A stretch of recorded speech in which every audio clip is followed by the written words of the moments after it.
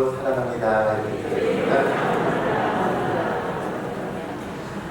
오늘은 공독의 우리 말씀으로 예배자의 자세 이런 식으로 하나의 말씀 같이 나누겠습니다. 농장을 믿고 맡길 수 있는 직원을 구하던 농부가 있었습니다. 지원자 중에 그 지역의 유력자의 추천서를 갖고 온 청년이 있었는데 추천서에 이렇게 써 있었습니다. 비바람이 몰아쳐도 마음 놓고 잠을 자는 사람. 이 내용이 칭찬인지 경고인지 잘 모르겠지만 이 청년의 인상이 너무 좋았고요. 다른 지원자들은 별로 마음에 들지 않아서 그냥 뽑았습니다. 그리고 일주일 뒤에 갑자기 비바람이 몰아치며 밤에 폭우가 내리기 시작했어요. 너무나 활짝 놀랐어요. 농장으로 가서 직원을 찾아봤지만 보이지 않았습니다. 혹시나 싶어서 숙소에 가봤더니 세상 모르고 잠을 자고 있는 거예요. 화가 난 농부가 고래고래 소리를 지르며 발로 차서 깨웠습니다. 그리고 서둘러 농장으로 갔습니다. 그런데 가는 길에 가만히 보니까 수로는 안전하게 정비가 되어 있었고요. 구멍난 지구는 말끔하게 수리되어 있었습니다. 곡물을 보고하는 창고도 물샐 틈 하나 없었고요. 밭에 있던 집단들은 단단하게 묶여있고 포로 덮여 있어서 아무 걱정할 것이 없었습니다. 그때서야 농부는 추천서에 쓰여 있는 내용이 무슨 뜻인지 알았다고 합니다. 이 사람은 평소에 어려움이 있기 전에 미리미리 준비하는 사람입니다. 모든 것을 다 준비해놓고 잠을 잤다는 것입니다. 홍수가 오기 전에 반석에 집을 짓고 심판의 날이 오기 전에 미리미리 준비하는 사람이 지혜로운 사람입니다. 여러분도 인생을 준비하며 살아가시기 바랍니다. 마태복음 2장에 동방박사가 갑자기 등장하는데요. 많은 궁금증을 자아냅니다. 도대체 이 사람이 어떤 사람들일까? 누구인지 모르겠지만 하나님이 보내셔 온 사람들이에요. 왜 보냈느냐? 예수 그리스도의 탄생을 축하하고 경배하기 위해서 보냈습니다. 성경에 이 동방박사들처럼 갑자기 등장한 사람들이 있어서 이 사람들이 누구인지 궁금증을 자아내는 사람들이 있어요. 창세기 14장에 보면 멜기세덱이 등장합니다. 오늘의 동방박사는 구약으로 따지면 신약의 멜기세덱이 아닐까 생각해 보게 됩니다. 멜기세덱 역시 갑자기 등장했어요. 성경에서는 사람을 소개할 때요, 대부분 누구의 자손이며 누구의 아들이다 이렇게 소개하죠. 그런데 창세기 14장에 등장하는 멜기세덱에 대해서요, 성경에 전혀 소개가 없기 때문에 누구인지 모릅니다. 단지 히브리서 7장 2절과 3절에 보시면 멜기세덱에 대해서 말하기를 그 이름을 해석하면 먼저는 의의 왕이요, 그 다음은 살렘 왕이니 곧 평강의 왕이요, 아버지도 없고 어머니도 없고 족보도 없고 시작하는 날도 없고 생명의 끝도 없어 하느님의 아들과 닮아서 항상 제사장으로 있느니라. 이게 답이에요. 여기서 항상 제사장으로 있느니라 이 말씀 속에서 멜기세덱은 영원한 대제사장으로 오시는 예수 그리스도를 예표합니다. 누구인지 모르지만 멜기세덱은 왜 갑자기 등장했느냐? 그는 전쟁에서 승리하고 돌아오는 아브라함에게 말씀을 전하기 위해서 왔습니다. 멜기세덱은 아브라함에게 승리를 주신 하나님을 찬송하라고 권면하기 위해서 하나님이 보낸 인물이에요. 성경에 갑자기 등장한 인물하면 또 우리가 엘리야를 볼 수 있는데 열왕기상 17장에 길앗에 우거하는 디세 사람 엘리야가 갑자기 등장해요. 엘리야는 능력의 선지자를 대표합니다. 엘리야의 능력은 어디서 왔느냐? 기도에서 왔습니다. 그러니까 엘리야는 우리가 보기에 갑자기 등장한 것 같지만 하나님께서 지켜보던 기도의 사람입니다. 우리가 살고 있는 이 시대에도 하나님께서 사람들을 지켜보시면서 하나님을 믿지 않는 이 시대에 누구를 들어쓰실까? 하나님 찾고 계십니다. 하나님이 찾고 계시는 그 사람이 저와 여러분 되시길 주님으로 축복합니다. 그러니까 엘리야는 어떤 사람이냐? 하나님께서 어떤 말씀을 하셔도 믿고 순종하며 기도하는 사람입니다. 하나님께서 엘리야가 아닌 다른 사람이고요, 아합에게 가서 수년 동안 비가 내리지 않는다고 말하라고 했다면요, 하나님, 지금 장난치십니까? 아니, 저를 아합의 손에서 죽게 하실 작정입니까? 이런 말도 안 되는 소리를 왕에게 하라면 왕이 제 말을 믿겠습니까? 왕이 제 친구라도 된다니까 몇 달이 아니라 몇 년 동안, 수년 동안 비가 오지 않는다는 말을 아합왕이 믿어주겠습니까? 그런 말도 안 되는 소리 저는 못합니다. 이렇게 말했을 거예요. 그러나 엘리야는요, 하나님 말씀에 순종했어요. 그렇다면 오늘 본문의 동방박사는 누구일까요? 메시아를 기다리라는 말씀에 순종한 사람이었어요. 우리가 보기에 갑자기 등장한 것 같지만 아닙니다. 동방박사들은요, 하나님의 은혜를 사모하는 사람, 말씀에 깨어있는 사람입니다. 이들은 천체를 관측하는 천문학자들인데 하나님을 강하게 의지하면서 별을 바라봤습니다. 고대경동에 메시아를 기다리는 메시아 대망 사상이 있었습니다. 메시아가 유대 땅에서 나온다는 그런 사상이 있었습니다. 동방박사들은 메시아가 오시길 간절히 기다리는 사람입니다. 하나님께서 보내시겠다고 약속하신 메시아를 만나기 위해 기다렸습니다. 메시아가 오신다는 약속이 어디에 기록되어 있습니까? 이가서 5장 2절입니다. 그들에는 예후라다야, 너는 유다 족속 중에 작을지라도 이스라엘을 다스릴 자가 내게서 내게로 나올 것이다. 그의 근본은 상고의 영원에 있느니라. 동방박사들은 평소에 읽었던 성경 말씀, 그러니까 당시로서는 구약 말씀을 사모하여 말씀으로 충만했던 사람입니다. 동방박사들은 하늘의 별을 관측하는 사람인데 어느 날 큰 별을 보고 저 별은 분명히 메시아의 탄생을 알리는 별이구나 하시나요? 그 별을 따라서 아기 예수를 경배하기 위해서 찾아온 거예요. 동방박사들은요, 오늘날로 말하면 주님을 사모하는 사람들입니다. 박사들은 주님을 경배하기 위해 먼 길을 마다하지 않고 찾아왔어요. 학자들은 이 동방박사들이 바벨론에서부터 왔다 이렇게 말하는데, 바벨론에서 예루살렘까지 약 1400km 정도 된다고 합니다. 바벨론에서 예루살렘까지 얼마나 먼 길이었는지 성경에 잘 나와 있는데, 에스라 7장 9절 말씀에 에스라와 함께 바벨론에서 예루살렘으로 귀환했던 사람들의 이야기를 하면서 첫째 달 초하루에 바벨론에서 길을 떠났고 하나님의 선한 도우심을 입어 다섯째 달 초하루에 예루살렘에 이르니라, 이렇게 말씀하세요. 바벨론에서 예루살렘까지 오는데 4개월 걸렸다는 이야기입니다. 그것도 하나님이 도우셨어요.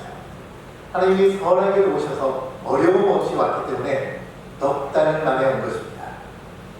그런데 이 동방박사들이 아기 예수를 만나기 위해서 왔던 길은 넉 달 이상이 걸렸을 것입니다. 결코 쉬운 일이 아니에요. 왜냐하면요, 이들은 별을 보고 이동했잖아요. 그러니까 별이 보이지 않는 낮에는 쉬었고요, 어두운 밤에 별을 따라서 찾아온 것입니다. 밤에 험한 산을 오르는 것 쉬운 일이 아닙니다. 달이 뜨지 않는 밤에는요, 한 치 앞도 볼 수 없어서 넘어지기도 하고 가시덤불에 찔리기도 했습니다. 때로는 강도나 도적대의 위험이 있었을 거예요. 그들은 왜 고난과 위험을 무릅쓰고 예루살렘까지 왔습니까? 그들 마음속에 있는 한 가지의 열망 때문입니다. 메시아를 만나고 싶다는 열망 때문입니다. 별을 관측하던 천문학자들은 어느 날 큰 별을 보다가요, 그 별이 자기들에게 손짓하는 것처럼 느껴졌어요. 그래서 모든 일 다 뒤로 밀어놓고 별만 따라왔습니다. 그들 마음속에 메시아를 만나고 싶다는 열망이 없었다면 그들은 대시단쪽 동방에서 출발하지 않았을 것입니다. 그들이 메시아를 만나고 싶다는 열망이 없었다면 어려움을 만나면 중간에 포기하고 돌아가 버렸을 거예요. 여러분 주님 만나기를 열망하고 갈망하십니까? 목마른 사슴이 시냇물을 찾듯이 갈급한 심정으로 주님을 찾아서 이 아침에 나오셨습니까? 주님은 갈망하는 모든 사람들을 만나주십니다. 반드시 우리에게 찾아와 주십니다. 크리스퍼 존슨 맥컨들리스라고 하는 젊은이가 있었는데요. 1968년 2월 12일에 태어났다고 합니다. 맥컨들리스는 유복한 가정에서 태어났어요. 행복하게 잘 자랐습니다. 그가 대학을 졸업하면서 내가 한 주간 시골에 가서 후 쉬고 와야 되겠다. 졸업식이 끝나자마자 배낭을 하나 짊어지고 정처 없이 길을 떠났습니다. 알래스카로 가서 대자연을 만끽하자. 그렇게 말하며 출발했습니다. 그는 경비행기를 타고 가다가 사람들이 없는 곳에 내려달라고 합니다. 사람이 없는 오지에 도착했는데요. 자연이 너무나 아름다웠습니다. 맑은 공기 너무나 좋았어요. 그런데 다음 날에 가지고 갔던 빵이 다 떨어졌어요. 그때부터 산속으로 들어가서 나무 열매를 따먹고 닥치는 대로 풀뿌리를 해서 끓여 먹다가 독초를 잘못 먹어 식중독에 걸렸습니다. 야, 이러다 내가 죽겠구나 하면서 죽을 힘을 다해서 길을 찾았지만 지도 한 장 가지고 가지 않았어요. 어디가 동서남북인지 전혀 알 수 없었습니다. 마침 경비기가 지나가고 있었어요. 여러분 그러면요 재빨리 옷을 벗어가지고 살려달라고 소리치면서 나에게 찾아오라고 막 소리 질러야 되잖아요. 그런데 그냥 좌우로 손을 흔들었어요. 그러니까 경비행기에서 보고 빠이빠이 하는 줄 알고 그냥 지나가 버렸습니다. 이 맥컨들리스 아침에 버려진 버스에 도착해서 그 안에서 굶어 죽고 말았습니다. 그런데 그가 죽은 곳은요 도로에서 마을에서 겨우 10km 떨어진 곳이었습니다. 그가 만약 지도 한 장만 준비해서도 그는 버스를 얼어타고 집으로 돌아올 수 있었을 것입니다. 이 사건은 한때 미국 사회에 큰 반향을 일으켰는데요. 그래서 인터 더 와일드라고 하는 영화로 제작되어 있습니다. 여러분, 이 세상 살아갈 때 준비하지 않고 살아가는 사람이 너무나 많이 있습니다. 준비하지 않는다. 천국을 준비하지 않는 사람이 너무 많다는 거죠. 여러분, 동방가서는 메시아의 탄생을 준비하며 기다렸습니다. 우리 역시 주님 만나기를 준비하며 기다리시기 바랍니다. 6일 동안 열심히 해요. 주일이면 성전에 올라가서 주님 만나기를 기다리시기 바랍니다. 드디어 동방가서들이 별이 이끄는 대로 예루살렘에 왔습니다. 메시아는 유대인의 왕으로 오시기 때문에 당연히 왕궁이 있을 거라 생각하고요. 그래서 왕궁으로 갔어요.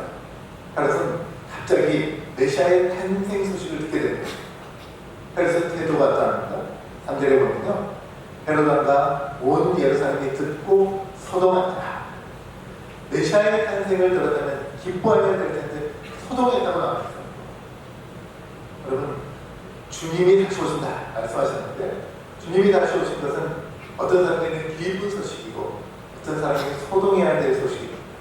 만약에 지금 엄청나게 부를 누리고 있고요. 지금 배고픔도 가지고 있다면 주님이 오신다는 소식은 와닿지 않죠.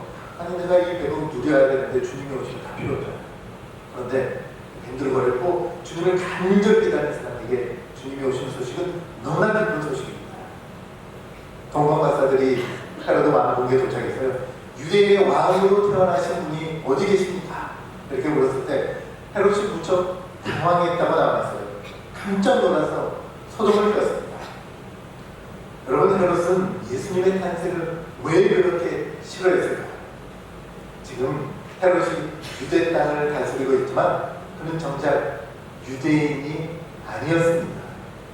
헤롯은 에서의 후손으로 이두메 사람입니다. 그는 로마에 뇌물을 많이 주고 왕이 되었습니다. 헤롯은 유대인이 아니었기 때문에 진정한 유대의 왕은 아닙니다. 그래서 헤롯이요 왕이 되어서 유대인의 환심을 얻기 위해서 헤롯이 성전을 지었어요.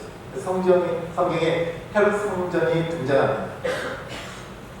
유대의 역사가 요세푸스에 의하면 헤롯은 의심이 무척 많았던 사람으로 왕위를 노린다는 혐의로 유대 출신이었던 아내와 아들까지 다 죽였던 인물이에요. 여러분, 헤롯이 2살 이하의 아이들을 죽였잖아요. 우리 성경을 볼 때 두 살이야 핏덩이다. 아니 핏덩이를 어떻게 죽일 수 있느냐 생각할 텐데 헤롯은요 자기 아들도 죽였던 사람이에요. 헤롯은 유대인이 아니면서 유대 왕 노릇하고 있으니 가짜 왕이죠. 그런데 진짜 왕이 태어났다는 소식을 들으니 얼마나 당황했겠습니까? 본문에 보니까 메시아의 탄생을 방해하는 것은 헤롯만이 아니었어요. 온 예루살렘도 함께 소동하며 방해했습니다. 하나님의 선택된 도시에 선택된 백성이 메시아가 오셨다는 소식을 소동했다가 도대체 어떻게 된 일입니까? 그들은 아직 메시아를 맞아들일 준비를 못했다는 거예요. 여러분 우리는 하나님의 은혜를 받기 위해서 준비하셔야 합니다. 주님 분명히 말씀하셨어요. 마태복음 24장 42절에 그러므로 깨어있으라 어느 날에 너희 주가 임할지 너희가 알지 못함이니라. 메시아의 탄생을 보기 위해서 가장 먼저 달려 동방박사들은 이방인입니다. 반면에 유대인들은 아직도 메시아를 맞을 준비가 되어 있지 않습니다. 그것은 무엇을 말합니까? 여러분 하나님의 은혜는요 내가 유대인이기 때문에 내가 어렸을 때부터 교회에 나왔기 때문에 내가 장로, 권사, 집사, 직분자이기 때문에 임하는 것이 아니고요 사모하는 자에게 임하는 줄 믿으시기 바랍니다. 주님이 나에게 말씀하여 주시길, 나에게 성령의 은혜를 주시길, 나에게 능력을 주시길, 나의 기도에 응답해 주시길 기다리는 자에게 은혜가 임하는 줄 믿으시기 바랍니다. 하마땅 소동이 있은 후에 동방박사들은 왕궁에는 태어나기가 없다 이것을 확인하고요 별의 인도를 따라서 길을 나서게 됩니다. 9절 말씀에 박사들이 왕의 말을 듣고 갈새 동방에서 보던 그 별이 문득 맞서 인도하여 아기가 있는 곳 위에 머물러 서 있는지라. 드디어 동방 박사들이 아기 예수를 만나게 됩니다. 꿈에 보던 주님을 만나게 됩니다. 여러분 우리가 주님 만나면 무엇을 해야 합니까? 우리가 천국에서 주님을 만나게 될 텐데 우리가 천국에서 해야 할 일이 무엇입니까? 주님을 경배하는 것입니다. 주님을 예배하는 것입니다. 주님을 찬송하는 것입니다. 그런데 주님을 경배하는 것은 천국에서만이 아니에요. 우리가 이 땅에서 살아가면서 해야 할 일이 주님을 경배하는 일입니다. 여러분 우리는 6일 동안 각자의 처소 일터에서 열심히 일해야 합니다. 우리는 서로 다른 분야에서 열심히 일하지만 주일은 우리가 다 함께 모여서 주님께 경배하고 예배를 해야 합니다. 오늘 본문을 통해서 동방박사를 통해서 우리의 예배자의 자세가 어떠한지 살펴보겠는데요. 실제로 예배자에게는 기쁨이 있어야 합니다.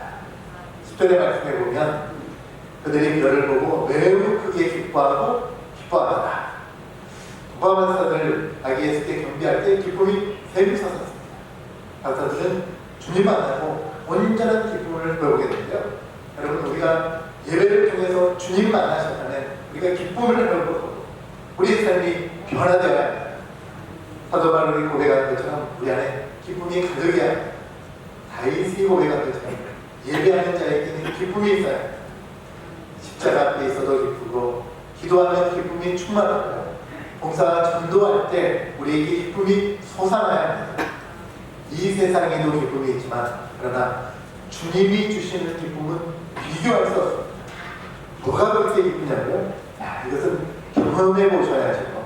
말로 설명해 드릴 수 없습니다. 우리 옆 사람을 보시겠습니다. 우리 옆 사람을 보시고요. 기뻐하는 얼굴인지 한번 보십시오. 기뻐하는 얼굴입니까? 옆 사람을 보시고 기뻐하시는 분들 예배가 끝나고 물어보세요.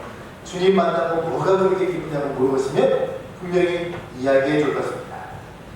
우리가 이 땅에 존재하는 목적은 하나님을 기쁘시게 하기 위해서입니다.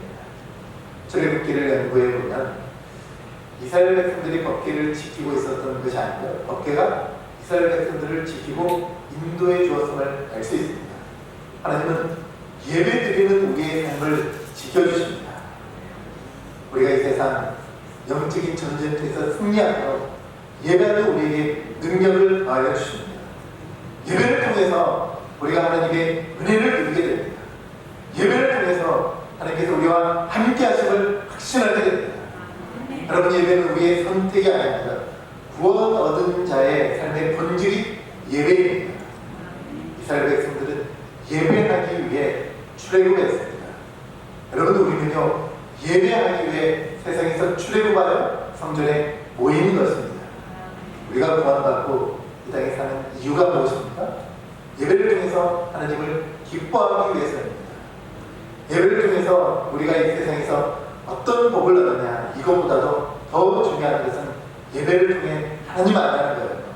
여러분, 하나님 만나는 것이 이 세상의 가장 큰 기쁨을 믿으시기 바랍니다. 예배를 통해서 주님 만나시고 세상에서 승리하는 삶을 살게 되길 주의 이름으로 축복합니다. 예배에 대한 자세 두 번째는요, 예배자는 예물을 드려야 합니다. 11절인데요. 11절 같이 한번 읽겠습니다. 11절 시작. 집에 들어가 마리와 그의 어머니 마리와 함께 있는 것을 보고 엎드려 아기께 경배하고 골대를 열어 한국과 귀한과 몰약을 예물로 드립니다. 네? 동방가서들 먼 길을 목숨 걸고 달려갔어요. 그런데 그냥 오지 않고 예물을 준비해서 왔습니다. 그들이 준비한 것은 황금과 유향과 몰약입니다. 황금은 예수님이 이 땅을 통치하는 왕이심을 상징합니다. 예배를 통해서 주님만이 나의 왕 되심을 고백하셔야 합니다. 두 번째, 유향을 드렸는데요. 유향은 기도를 상징합니다. 동화가서들 아기 예수를 하나님으로 경배하며 예수님께 기도를 상징하는 예물인 유향을 드렸습니다. 여러분, 우리 모두 주님 앞에 나와 기도하며 살아가시기 바랍니다. 우리가 기도한다는 것이 주님을 왕으로 모시고 살아간다는 증거입니다. 세 번째로 드리는 것이 몰약인데요. 이것은 시체를 보존하기 위해서 쓰던 것입니다. 산 사람을 위해서가 아니고 죽은 사람을 위해서 쓰는 것이 몰약입니다. 예수님께서 너의 모든 죄를 지시고 나의 죄를 사하기 위해 십자가에서 죽으실 것을 상징하는 몰약을 드렸습니다. 여러분, 예수님이 나의 구주인 줄 믿으시기 바랍니다. 동화가사는 아기 예수께 경배하는 것이 아니라 예수님을 구주로 영접하신 것입니다. 여러분, 동화가사가 아기 예수께 경배하는 것 예배를 말합니다. 그런데 여러분, 우리가 예수님께 경배하고 예배하기 위해서는 반드시 예물이 필요합니다. 동방에서는 1000km가 넘는 그 길을 목숨 걸고 찾아오며 예물을 준비해서 드렸습니다. 예물을 오늘날로 쉽게 표현하면 헌금이라고 볼 수도 있겠죠. 그런데 우리가 예물을 드릴 때 물질을 드리는 것이다, 이렇게 생각해서는 안 됩니다. 하나님은 우리에게 물질을 받으시는 것을 기뻐하지 않으세요. 왜냐하면 물질의 주인이 하나님이시죠. 하나님이 만드신 물질입니다. 우리의 예물에는 우리의 마음과 정성이 담겨 있어야 합니다. 우리가 예배에 나와서 예배를 드릴 때 헌금의 액수가 중요한 게 아니라는 우리의 마음과 정성을 모아서 드려야 합니다. 아무리 많은 물질을 헌금하여 드려도 거기에 우리의 마음이 담겨 있지 않다면 하나님이 받지 않으십니다. 그러나 예물을 드리지 않는 사람은요, 제가 투시의 의사는 없지만 예물을 드리지 않는 사람은 주님을 사랑하지 않는 사람입니다. 여기서 드린다고 되어 있는데요, 드린다고 하는 말은 제사적인 제물을 드릴 때 사용하던, 제사를 드릴 때 사용하던 단어입니다. 구약의 제물은요, 반드시 잘라서 드렸습니다. 소를 통째로 드리지 않았어요. 여러분, 주일 이 시간은요, 우리가 함께 예배 드리기로 이미 잘라놓은 시간입니다. 주일은 반드시 예배 드려야 한다고 내 생각에서 완전히 잘라놓은 시간입니다. 내 생각에, 우리의 생각에 주일은 예배 드리는 날입니다. 하나님께 드리기로 준비한 예물은 다른 데 쓸 수 없도록 잘라놓은 예물 헌금이죠. 우리는 오늘을 주일이라고 합니다.